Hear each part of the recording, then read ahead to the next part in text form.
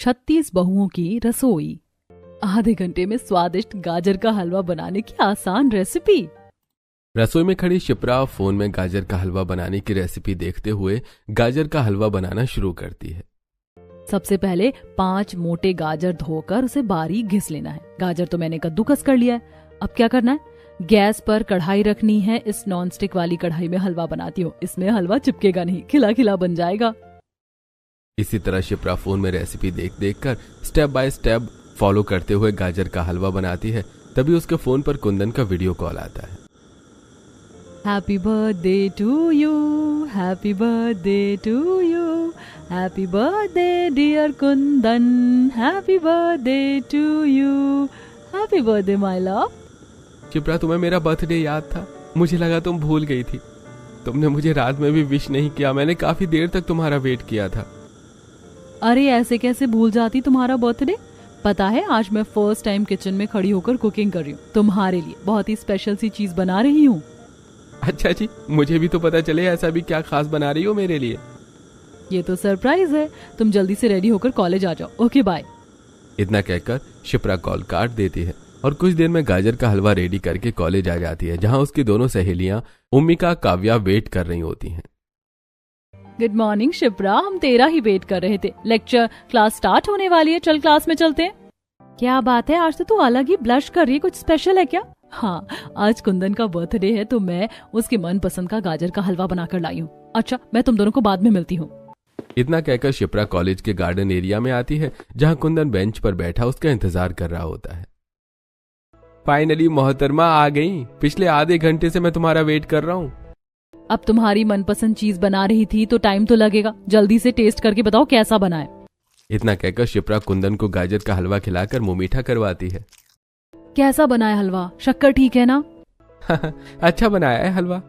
कुंदन, अब तुम जल्दी से तुम्हारी मम्मी से हमारी शादी की बात कर लो, तब तक मैं बाकी का खाना बनाना भी सीख लूंगी। शिप्रा ऐसा कह रही होती है कि तभी गांव से कुंदन की माँ पार्वती का फोन आता है। हेलो, प्रणाम माँ, कैसी हो आप? टाइम से खाना पीना तो बनाती खाती हो ना? अरे बेटा पूछ मत, आज तो चाय पानी भी सवेरे से नसीब नहीं हुआ। पता नहीं गांव में कहां से बड़ी खच्चर गाय घुस आई है। रोज किसी न किसी का चूल्हा तोड़कर चली जाती है। मिट्टी की खुली रसोई में खाना पकाना बड़ा मुश्किल है। मैं कह रही थी बेटा थोड़े पैसे भेज देता तो इस बार पक्की रसोई बिठवा लेती। अच्छा चलो ठीक है माँ, मैं आपको कल तक पैसे भेजता हूँ। अच्छा रखता हूँ माँ, प्रणाम। इतना कहकर कुंदन फोन रख देता है। क्या कह रही थी मम्मी? हाँ, रसोई बनवाने के लिए कह रही थी। तो क्या तुम्हारे घर में रसोई नहीं बनी हुई थी? शिप्रा, गांव में रसोई खुले में बनी होती है। वहां पर शहर की तरह फैशनेबल बंद रसोई नहीं होती है। गांव की बहू मिट्टी के चूल्हे पर ही खाना पीना करती हैं। पर तुम परेशान मत हो, अब हमारे घर में पक्की रसोई बन जाएगी, ताकि जब तुम बहू बनकर चलो तो तुम्हें रसोई की दिक्कत से ना हो। इसी तरह कुछ दिन गुजर जाते हैं। वहीं गांव की खुली रसोई में खाना बनाते हुए हर बहू जब सुबह उठकर देखती है तो उनका चूल्हा टूटा हुआ मिलता है। सुबह सुबह गोमती की बहू सरला चूल्हा पोतने के लिए बाहर आती है तो चूल्हा टूटा देखती है। हाय दैया, ये खच्चर गाय आज फिर से मेरा चूल्हा तोड़ गई है। अरे कल ही मैंने नया चूल्हा डाला था। तभी सामने के घर से मिट्टी के बर्तनों पर लेपन चढ़ाते हुए गांव की दूसरी बहू झुमरी बोलती है। अरे मैंने तो मिट्टी का चूल्हा बनाना ही बंद कर दिया। कौन रोज रोज चूल्हा बना चूल्हा तोड़वा, इससे अच्छा ईंट का चूल्हा लगा कर खाना पीना बना लो। तभी मंगला की बहू प्रियंका कहती है, इस बार की तो शुरुआती ठंड देखकर लग रहा है कि सर्दी कड़कड़ा कर गिरने वाली है। ऐसे में भी खाना पकाना हम बेचारी बहू को इस तरह खुले रसोई में बनाना पड़ता है। हर दिन चूल्हा टूटा हुआ मिलने के चलते और ठंड बढ़ती देखकर अब गांव की 35 बहू के लिए खुली रसोई में खाना बनाना मसला बनता जा रहा था, जिसके लिए अब गांव की 35 बहू मिलजुल कर पंचायत रखवाती हैं, जहां सभी घूंघट में खड़ी होती हैं। हाँ बहू, बताओ क्या मुद्दा है तुम सबका? तभी घूंघट में झिझकते हुए शीला की बहू सांवरी रसोई बनवाने की बात रखती है। सरपंच काका, हम केवल इतना चाहते हैं कि गांव में हम बहुओं के लिए बंद रसोई बनवाई जाए। आप तो देख रहे हैं पिछले कुछ दिनों से उस खच्चर गाय ने हम सभी को सता रखा है और पिछले 2-4 सालों से ठंड भी कितनी कड़कड़ा कर पड़ती है। ऐसे में खुली रसोई में खाना पकाना करना मुश्किल हो जाता है। बहू, तुम सभी की बात जायज है, लेकिन इस गांव में कुल मिलाकर 36 परिवार हैं। ऐसे में अगर सभी के घरों में रसोई बनवाने के लिए हम मिस्त्री लगवाने का सोचेंगे भी तो एक पक्की रसोई बनवाने में 50,000 से 1 लाख रुपए तक का खर्चा बैठेगा। और गांव के सभी परिवार इतनी आमदनी वाले नहीं हैं कि इतना खर्चा लगाकर अलग अलग पक्की रसोई बनवा सकें। इसलिए मैं सोच रहा हूं कि गांव की 36 बहू की रसोई इकट्ठी एक में ही बनवा दी जाए। इससे खर्च भी कम बैठेगा और पक्की रसोई भी बन जाएगी। सरपंच की बात से गांव की 35 बहुएं बिना आपत्ति जताते हाँ कर देती हैं, क्योंकि उन्हें खुले रसोई में पक्की रसोई बनकर मिल रही थी। अगले ही दिन से रसोई बनने का काम चालू हो जाता है और 4 दीवार जोड़कर रसोई बनती है, जिसके बाद गांव की सभी बहुएं मिट्टी ला लाकर रसोई में अपना अपना चूल्हा डालती हैं और सब हंसी खुशी मिलजुल कर रोटी पकाती। चूल्हे की रोटी की सौंधी खुशबू और सभी बहू के मुस्कुराते चेहरों में मेल मिलाप की झलक दिख रही थी। वहीं दूसरी तरफ शिप्रा अपने घर में कुंदन के बारे में अपने माता पिता से बात करती है, जिस पर हरीश भड़क जाता है। केत की दिमाग खराब हो गया है तुम्हारी बेटी का, समझाओ इसे। अरे शहर में एक से बढ़कर एक अच्छे अच्छे लड़के हैं, पता नहीं क्या देखकर वो उस गांव वाले लड़के को पसंद कर बैठी है। पापा, मैं कुंदन को पसंद करती हूँ, इसमें गलत क्या है? वो कोई अनपढ़ तो नहीं, पढ़ा लिखा वेल एजुकेटेड है। आपको पता भी है वो पूरे कॉलेज में टॉप ऑफ द स्टूडेंट है। माना कि वो गांव से बिलोंग करता है, लेकिन उसका नेचर, उसका बिहेवियर काफी अच्छा है। आप एक बार मेरे लिए उससे मिलकर देखिए, आप भी उसे पसंद करने लगेंगे। बेटी, हम जानते हैं कि कुंदन पढ़ा लिखा है, लेकिन वो गांव की मिट्टी से जुड़ा लड़का है। अरे गांव के लोगों का रहन सहन शहर के मुकाबले बहुत अलग होता है। तू वहाँ के माहौल में नहीं ढल पाएगी। तूने आज तक गांव को कभी देखा भी नहीं है। वहाँ पर रसोई भी खुले में बनी होती है। आज तक तुझे लाइटर से चूल्हा चलाना नहीं आया तो वहाँ पर मिट्टी के चूल्हे पर कैसे खाना बनाएगी? माँ, कुंदन मेरे लिए पहले ही पक्की रसोई बनवा चुका है, तो कोई प्रॉब्लम नहीं आएगी। और गांव कोई बुरा थोड़ी है, वहाँ के लोग भी तो रह रहे हैं। आखिर में शिप्रा के माता पिता उसकी शादी उसके पसंद से करवा देते हैं। शिप्रा कुंदन के साथ उसके गांव आती है, जहां गाड़ी कच्चे रास्ते से गांव की तरफ बढ़ती है। दोनों तरफ खेतों में फसलें लहलाती हुई दिख रही थी। वहीं कुछ औरतें खेतों में काम कर रही थी। ठंडी ठंडी हवा चल रही थी। गांव का खुला वातावरण देखकर शिप्रा को काफी अच्छा लगता है। यहाँ का वेदर तो कितना ज्यादा अच्छा है। यहाँ पर कितना पीसफुली एनवायरनमेंट है, सो ब्यूटीफुल। देखना 2-4 दिन में ही तुम्हारा गांव में खूब मन लग जाएगा। कुछ ही देर में गाड़ी एक कच्चे से मकान के बाहर रुकती है, जहां गांव की सभी सास बहू देखने के लिए आई हुई थी। जैसे ही शिप्रा गाड़ी से नीचे उतरती है तो दंग हो जाती है। इन सभी लेडीज ने इतना लंबा चौड़ा घूंघट क्यों निकाल रखा है? कुंदन ने तो मुझे बताया भी नहीं था कि वो इतनी बड़ी जॉइंट फैमिली से बिलोंग करता है। बिल्कुल केले के गुच्छे की तरह लोग दिख रहे हैं। गांव की 35 बहू को एक साथ देखकर शिप्रा गलतफहमी खा जाती है। ये तो 36 सास खड़ी है, पता नहीं इनमें से मेरी सास कौन है। शिप्रा अभी ऐसा सोच रही होती है कि तभी पार्वती आरती की थाली लेकर आगे आती है और उसकी आरती करती है। बहू, मैं कुंदन की माँ हूँ। तुम्हारी सास और ये गांव की बाकी बहुएं हैं जो तुमसे पहले ब्याह कर इस गांव में आई हैं, और ये उनकी सास है। ये सुनकर शिप्रा एक ठंडी सांस भरती है। थैंक गॉड कि ये सभी गांव के परिवार हैं, वरना मैं तो बेवजह सोचकर परेशान हो रही थी कि मुझे इन 35 बहुओं के साथ एक ही रसोई में खाना बनाना पड़ेगा। कुछ ही देर में पार्वती शिप्रा का गृह प्रवेश करवा के अंदर लाती है। गांव की सभी सास बहू पार्वती की बहू देखकर तारीफ करती हैं। पार्वती, तुम्हारी बहू तो दूध जैसी गोरी सुंदर है। अब तुम भी बहू वाली हो गई हो। अब तो तुम्हारे घर में भी रोटी पानी पका कर खिलाने वाली बहू आ गई है। हाँ गोमती बहन, अब तो दोनों टाइम की रोटी मुझे मेरी बहू बना कर खिलाएगी। अच्छा बहन, हमने बहू भी देख ली, अब हम चलते हैं। सीता के कहने पर अब सभी जाने लगते हैं। तभी जाते जाते प्रियंका घूंघट में से कहती है, अच्छा देवरानी जी, हम चलते हैं, कल रसोई में मिलते हैं। प्रियंका की रसोई से मिलने वाली बात शिप्रा को संकोच में डाल देती है। ये ऐसा क्यों बोल कर गई कि रसोई में मिलते हैं, जैसे कि 36 की 36 बहुएं एक रसोई में खाना बनाएंगी। इसी तरह से अगला दिन शुरू होता है। शिप्रा ठंड में जल्दी सुबह उठकर घर साफ सुथरा करके नहा धो लेती है।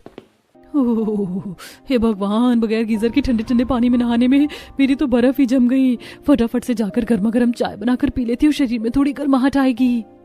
शिप्रा चाय बनाने के लिए घर में रसोई देखने लगती है, लेकिन ना तो उसे चूल्हा मिलता है और ना ही रसोई नजर आती है।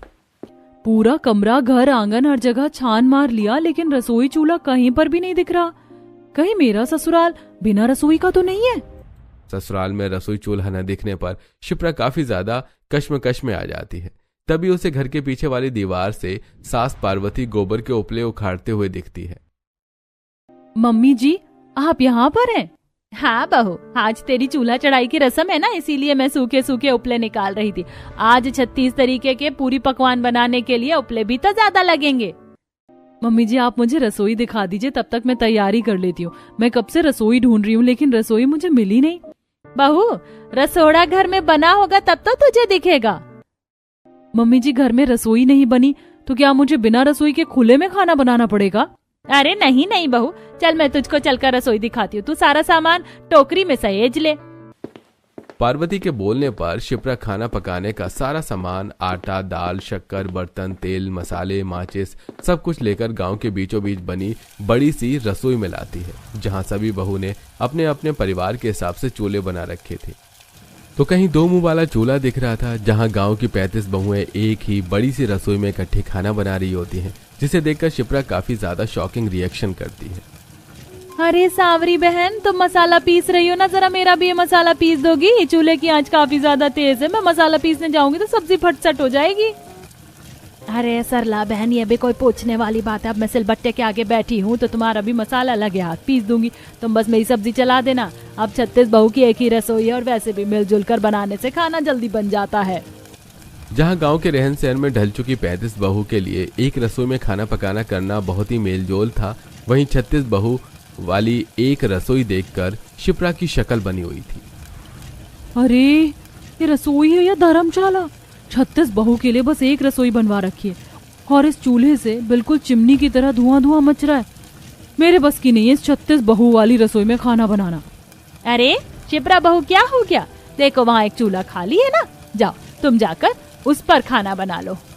मम्मी जी मैंने आज से पहले कभी भी मिट्टी के चूल्हे पर खाना नहीं बनाया है। शहरी देवरानी जी, तुम बिल्कुल भी चिंता मत करो, हम बहुएं तुम्हें चूल्हा चलाना, खाना पकाना अच्छी तरह सिखा देंगे।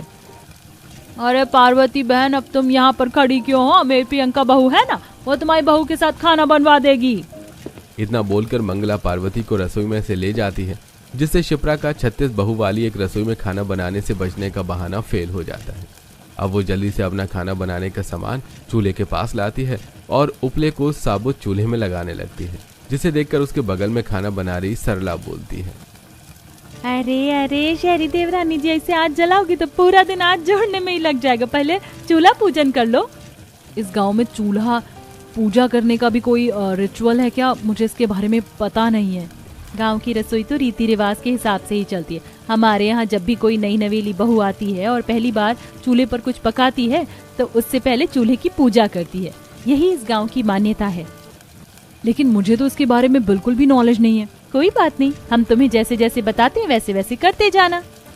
प्रियंका अब शिप्रा को चूल्हे पर स्वास्तिक बनाने के लिए कहती है, जिसके बाद शिप्रा उसकी देखा दुखी चूल्हे के अंदर उपले लगाकर आंच जलाती है। चलो अब तुम खाना पीना बना लो और जो कुछ भी बनाओगी थोड़ा थोड़ा हम सबके घर में दे देना। जी जी बिल्कुल भाभी। शिप्रा बुदबुदाते हुए सब्जी काटना चालू करती है। हद है कसम से, 36 बहू की रसोई इकट्ठा बना रखी है। इसका मतलब ये थोड़ी है कि जो चीज मैं अपने परिवार के लिए बना रही हूँ उनमें से इनको भी बांटना पड़े। मैं तो बस आज रसोई में खाना बना रही हूँ, इसके बाद नहीं बनाने वाली। शिप्रा गुस्से में सभी बहू को घूर घूर करके सब्जी, पूरी, मीठा सब कुछ बनाती है। वहीं बाकी बहुएं अब अपना अपना खाना उठाकर अपने घर ले जाती हैं, जिसे रसोई का बाकी का सारा चूल्हा खाली हो जाता है। खाली रसोई देखकर शिप्रा सांस लेती है। शुक्र है जो रसोई खाली हो गई, वरना इन गांव वाली बहुओं की बातें सुनकर मेरे कान ही पक गए थे। पूरे गांव के परिवार को सब्जी देने के लिए शिप्रा को काफी ज्यादा मात्रा में सब्जी बनानी पड़ती है। वहीं दूसरी तरफ चूल्हे पर खीर भी बिठाई होती है, जिसमें वो कभी खीर चलाती है तो वहीं सब्जी भी देख रही थी। कसम से मेरी तो एक ही दिन में हलवाई जैसी हालत हो गई है। मुझे तो मेरी पहली रसोई कम और भंडारा ज्यादा लग रही है। इतने में शिप्रा की सास आती है। शिप्रा बहू, सब्जी और मीठा बना दिया तो जल्दी से दे दो, सभी लोगों के घर देकर आना है। जी जी बस मम्मी जी, शक्कर डालना है, मीठा और सब्जी दोनों तैयार ही हैं। जल्दबाजी के चक्कर में शिप्रा गलती से खीर में नमक भर देती है। कुछ देर में पार्वती सभी के घर सब्जी, मीठा देकर आती है। बाकी का बचा हुआ खाना उठाकर शिप्रा घर में ले जाती है। मैंने इतने शौक से अपने परिवार के लिए सब्जी, खीर सब कुछ बनाया था। मम्मी जी ने भर भर कटोरी सबके घर में दे दिया। अब 2 लोगों के लिए खीर और सब्जी बची है, मैं कैसे खाऊंगी? कोई बात नहीं, तो मेरे हिस्से की खा लेना। अरे गुस्सा मत करो, ये गांव है और हमारा गांव के सभी घर परिवार से खान पान चलता है। जिनके घर से हम खाते हैं उनको देना भी तो पड़ेगा ना। तो क्या जरूरत है खाने पीने की लेन देन रखने की? अरे 36 बहुओं की एक रसोई बनवा रखी है, सभी अपने परिवार को बनाकर खिला सकती हैं। शिप्रा के अंदर कटाव भरा आचरण देखकर कुंदन को काफी खराब सा लगता है। इस तरह अब कुछ दिन बीत जाते हैं। एक दिन शिप्रा सभी बहू के साथ रसोई में खाना बना रही होती है। तभी प्रियंका के दोनों बच्चे मुन्नी सोनू आकर खड़े हो जाते हैं। आंटी आंटी, आप पनीर की सब्जी बना रही हो? पनीर की सब्जी मुझे बहुत पसंद है, मुझको भी थोड़ी दे देना। मुन्नी मुन्नी देख, अभी तो आंटी पूरी भी बनाएंगी, आंटी हमको भी पूरी दे देना। रसोई में बाकी सभी बहू को मौजूद खाना बनाते देखकर शिप्रा नॉर्मल होकर दिखाती है। हाँ हाँ बच्चों, क्यों नहीं, तुम लोग खा लेना सब्जी पूरी, मैंने एक्स्ट्रा बना रखी है। पता नहीं कैसे बच्चे, बिल्कुल भी मैनर्स नहीं सिखा रखा है। जब देखो कुछ भी अच्छा बनाओ तो झांकने के लिए चले आते हैं। इस 36 बहू वाली रसोई में इंसान बगैर दिए कुछ बनाकर खा भी नहीं सकता है। शिप्रा बड़ी ही कंजूसी से प्रियंका के दोनों बच्चों के मांगने पर थोड़ी सी सब्जी और पूरी 2 दे देती है। प्रियंका भाभी, ये बच्चों के लिए सब्जी पूरी है, मैंने अपने परिवार के हिसाब से लिमिटेड खाना बनाया था, इसीलिए 2 दे रही हूँ। शिप्रा का स्वभाव प्रियंका को काफी ज्यादा असहज लगता है, लेकिन वो मुस्कुराकर कहती है, अरे कोई बात नहीं शिप्रा, इतना ही बहुत है। वैसे मैंने कढ़ाई भरकर आलू दम बना रखा है, अगर सब्जी कम लगे तो मुझसे ले लो। नहीं नहीं, रहने दीजिए, आलू दम तो मम्मी जी और कुंदन जी दोनों में से कोई नहीं खाता। अच्छा मैं चलती हूँ, वरना पूरियां ठंडी हो जाएंगी। कुछ देर में शिप्रा घर आकर अपने सास और पति को खाना डाल रही होती है। तभी गांव के सरपंच और एक आदमी खाने के वक्त उनके घर में आ जाता है। अरे पार्वती बहन, कुंदन घर में है क्या? अरे आइए ना सरपंच काका, आइए खाना खाकर जाइएगा। अरे नहीं नहीं, बस तुम खाओ। अरे बहू, सरपंच जी की थाली लगा दो। जी माँ जी। अंदर ही अंदर शिप्रा का मुंह बन जाता है, लेकिन वो सबके आगे मना नहीं कर पाती। अब जल्दी से चटाई बिछाकर वो सरपंच और उसके साथ आए आदमी को खाना देती है। क्या बात है, खाना तो बहुत ही बढ़िया स्वाद का बनाती है तुम्हारी शहरी बहू पार्वती बहन। एकदम खस्ता पूरियां बनाई है तुम्हारी बहू ने। और सरपंच जी, ये पनीर तो खाइए, एकदम बढ़िया बनी है। हाँ हाँ, जैसे कि यहाँ तो धर्मशाला खुला है, जो कोई भी आए जाए उन्हें खाना खिलाना ही पड़ता है। एक तो 36 बहू वाली रसोई में मैं घुन की तरह पिसकर खाना पकाऊं और ढंग से खाने को भी नहीं मिलता। सरपंच और उसके साथ आए आदमी के खाना खाकर जाने के बाद शिप्रा अपने पति से कलेश कर देती है। शिप्रा, तुम भी अपनी थाली लगा लो। खाना बचा होगा तब तो मैं खाऊंगी। आप लोगों को पूछना तो होता नहीं है, जो भी घर में आ जाता है आप लोग खाने के लिए पूछ लेते हो, जैसे उनके घर में खाना बनाने वाली बहू नहीं है। शिप्रा की खाना खत्म हो जाने के पीछे कुरकुराहट पर आचरण देखकर पार्वती अपनी थाली उसके आगे कर देती है। बहू, ये गांव है, तुम्हारा शहर नहीं। यहाँ पर घर में खाना खाते वक्त यदि चौखट पर कोई आ जाता है तो उनको खाने के लिए पूछते हैं, पानी पूछकर भेज तो नहीं सकते। और रही बात सरपंच जी को आज खाना खिलाने की, तो जब से कुंदन पढ़ाई लिखाई करने के लिए शहर गया था, तब से गांव की इन 35 बहू ने ही रोटी पानी बनाकर मुझको खिलाया है। मुझे कभी भी उन्होंने महसूस नहीं होने दिया कि वो मेरी बहू नहीं है। इसीलिए खाली अपना लेकर नहीं चलते। हम जहाँ रहते हैं वहाँ के लोगों से बनाकर और जोड़कर रखना पड़ता है। मम्मी जी, आप लोगों को बनाकर जोड़कर रखना है तो रखिए, मैंने मना नहीं किया, लेकिन अब मुझसे 36 बहू वाली रसोई में खाना नहीं बनेगा। मैं अपने घर में ही खाना बनाऊंगी। कुंदन, तुम मेरे लिए गैस चूल्हा खरीद कर ला दो, या मुझे खुली रसोई में खाना बनाना मंजूर है, लेकिन मुझे उन गांव की 35 बहू के साथ खाना नहीं बनाना। लेकिन शिप्रा, इस तरह से एकदम से चूल्हा अलग कर लेना बिल्कुल भी अच्छा नहीं लगेगा। तुम्हें किसी से बोलना चालना अच्छा नहीं लगता तो बस अपना खाना बनाकर आ जाना। कुंदन के इतना कहने पर शिप्रा मान जाती है और अब जहां रसोई में 35 बहुएं घुल मिलकर खाना पीना बनाती, महेश शिप्रा खाना बनाते वक्त किसी से भी बोलचाल नहीं रखती। समय गुजरता है। एक दिन शिप्रा को सुबह उठने में बहुत ही ज्यादा लेट हो जाता है। हे भगवान, आज तो कितनी देर से नींद खुली है, पता नहीं रसोई में कोई चूल्हा खाली होगा कि नहीं। कुछ देर में नहा धोकर शिप्रा खाना बनाने का सामान लेकर रसोई में आ जाती है, जहां आज खाना बनाने के लिए उसको कोई भी चूल्हा खाली नहीं मिलता है। तभी वो अपने चूल्हे पर सीता और उसकी बहू झुमरी को खाना बनाते देखकर आग बबूला होकर आती है। चलो जल्दी से अपना खाना बनाने का सामान साइड करो, ये चूल्हा मेरा है और इस पर मैं खाना बनाती हूँ। शिप्रा को दमन चलाते देखकर झुमरी की भौहें चढ़ जाती हैं। क्यों, इस चूल्हे पर क्या तुम्हारा नाम लिखा है कि इस पर केवल तुम खाना बनाओगी? अरे कोई बात नहीं झुमरी बहू, एक चूल्हा खाली कर दे बगल में बैठकर, शिप्रा बहू भी खाना बना लेगी। एक चूल्हा नहीं, मुझे दोनों का दोनों चूल्हा खाली चाहिए, मुझे लेट हो रहा है। हाँ तो जल्दी खाना बनाने के लिए जल्दी उठना चाहिए था। एक तो खाना बनाकर तुम चूल्हे में राख भरी छोड़ देती हो और कभी चूल्हा भी नहीं पोतती हो। रोज सवेरे सवेरे मैं ठंड में चूल्हा पोतती हूँ, इसीलिए पहले मुझको खाना पका लेने दो, तब तक प्रतीक्षा करो। देखते देखते दोनों के बीच तू मैं चालू हो जाती है और 36 बहू वाली रसोई में गर्मा गर्मी भरा माहौल हो जाता है। तभी सबकी सास भी आ जाती है तो मंगला बोलती है, अरे अरे क्या हो गया, किस बात का लेकर तुम बहू ने रसोई को अखाड़ा बना रखा है? अरे माँ जी, इस पार्वती काकी की बहू ने हम सभी बहू की नाक में दम करके रख दिया। जब देखो ऐसे बनकर दिखाती है जैसे कि रसोई इसकी अकेले की हो। 36 बहू को एक ही रसोई में खाना पीना करना है तो थोड़ा समझ कर चलना पड़ेगा इसे भी। अरे मैं तुम लोगों से मतलब नहीं रखना चाहती हूँ, लेकिन तुम लोगों को मेरे चूल्हे और रसोई में झांके बिना रहा नहीं जाता। जब भी कुछ अच्छा बनाऊं मुंह उठाकर मांगने चली आती हो। शिप्रा, किस चीज की सब्जी बनाई है, थोड़ी देना। मेरे अंदर किसी के चूल्हे में से मांग कर खाने की आदत नहीं है। शिप्रा की ये बातें सुनकर अब गांव की सभी बहू के साथ उनके गांव को भी दुख लगता है। वहीं इस बार पार्वती का पारा चढ़ जाता है। बस शिप्रा, बहुत हो गया तुम्हारा। अरे इस तरीके से अगर तुम्हें इनको खिलाकर हंसाना ही था तो किस लिए खिलाया? बहू, अपनी बहू के बर्ताव के लिए मैं तुम सभी से माफी चाहती हूँ। आज के बाद ये इस रसोई में खाना नहीं बनाएगी। इतना कहते हुए पार्वती शर्मिंदगी से रसोई में से चली जाती है। वहीं अब शिप्रा घर के बाहर ही चूल्हा लगाकर खाना बनाने लगती है। एक दिन वो सब्जी बना रही होती है, तभी उसको बहुत ही तेज की स्मेल चढ़ती है और वो साइड में जाकर उल्टी करने लगती है। अरे बहू, ठीक तो है, कुछ उल्टा सीधा खान पान तो नहीं खा लिया था तूने?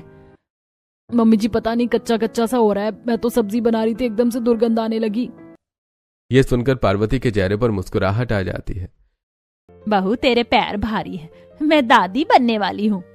पार्वती की आंखों में खुशी के आंसू आ जाते हैं, मगर अब जब भी शिप्रा खाना बनाती तो उसे चूल्हे के आगे बैठा नहीं जाता, बार बार चक्कर आता, जिसे देखकर पार्वती गोमती को बुलाकर उसकी मालिश करवाती है। पार्वती, घबराने की कोई बात नहीं है, थोड़ी कमजोरी है, 2-3 महीने शुरुआत के देखभाल करने की जरूरत है। ज्यादा देर तक चूल्हे के आगे बैठने मत देना, मैंने अभी मालिश कर दिया, थोड़ा अच्छा लगेगा। इतना कहकर गोमती चली जाती है, लेकिन घर में खाना बनाने वाला कोई न होने के चलते शिप्रा खुद ही खाना बनाती है और इस बीच में उसे 36 बहू वाली रसोई की कमी भी खलती है। अभी तो सब्जी बनने में भी समय लगेगा, रोटी भी बनानी है। बेचारी दर्द पीड़ा के भी खाना पकाती है। तभी एकदम से उसे पेट में जोर से खिंचाव महसूस होता है और सब्जी चलाते हुए कढ़ाई चूल्हे पर से गिरने वाली होती है। तभी प्रियंका आ जाती है। अरे शिप्रा, तुम ठीक तो हो? पार्वती काकी, जल्दी बाहर आओ। अरे ये क्या हुआ बहू? कुंदन शिप्रा को उठाकर घर में ले जाता है। कुछ ही देर में गांव की बाकी बहुएं भी उसे देखने के लिए आ जाती हैं। सब एक परिवार की तरह उसके पास मौजूद थीं। शिप्रा, तुम ठीक तो हो? अरे जब शरीर नहीं चल रहा तो क्यों जबरदस्ती खाना बना रही हो? अरे जहाँ हम बहू अपने परिवार को बनाकर खिला रही है, 2 टाइम का खाना पानी तुम्हारे घर में भी बनाकर दे जाएंगे। सरला को अपने परिवार के खाने पीने की जिम्मेदारी उठाते देखकर शिप्रा अपने पिछले खुदगर्ज स्वभाव के लिए काफी ज्यादा अफसोस रखाती है। वहीं अब गांव की 35 बहुओं में से रोज ही कोई अपने चूल्हे में से खाना बनाकर उसके घर दे जाती है। इसी तरह 2-3 महीने गुजर जाते हैं। वहीं जब केतकी को 36 बहू वाली रसोई के बारे में पता चलता है तो वो अपनी बेटी को कॉल करती है। शिप्रा, मेरी बच्ची कैसी है तू? मैं और तेरे पापा तुझको लेने के लिए आ रहे। तुझको कोई जरूरत नहीं है उस 36 बहू वाली रसोई में खाना बनाकर सबको खिलाने की। हम तुझे अपने पास रखेंगे। नहीं माँ, आप और पापा मत आना, मैं यहाँ बहुत ही सुखी से हूँ। रही बात 36 बहू वाली रसोई की, तो उन लोगों ने सगी बहन से बढ़कर मेरी देखभाल और ख्याल रखा है। मैं खुश हूँ। धीरे धीरे शिप्रा पूरे मन से 36 बहू वाली रसोई में घुल मिल जाती है और अब उसका मन भी लग जाता है। सभी जब भी कुछ खास बनाती तो एक दूसरे के परिवार में थोड़े में थोड़ा जरूर दिया करती।